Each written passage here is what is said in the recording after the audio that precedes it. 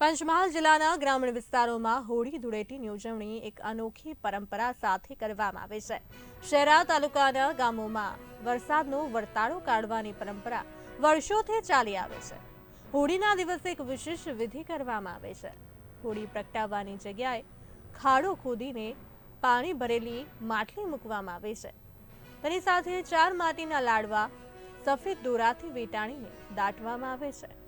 આ લાડવાને અષાઢ, શ્રાવણ, ભાદરવો અને આસો એમ 4 ઋતુના નામ આપવામાં આવે છે। ધૂળેટીની સાંજે મોડી સાંજે ગામ લોકો એકત્ર થતા હોય છે અને દાટેલા માટીના લાડવા બહાર કાઢવામાં આવે છે। લાડવામાં રહેલા ભેજ પરથી ચોમાસાની ઋતુમાં કેવો વરસાદ પડશે તેનું અનુમાન કરવામાં આવે છે।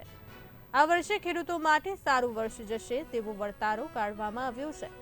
વિશેષ વાત તો એ છે કે માટલીમાં ભરેલું પાણી પ્રસાદ સ્વરૂપે વહેંચવામાં આવે છે।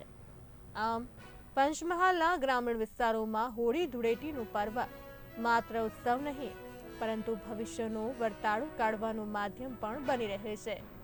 આ વખતે વરસાદ સારો રહેશે તેવો ભેજ પરથી વર્તારો કાઢવામાં આવ્યો છે।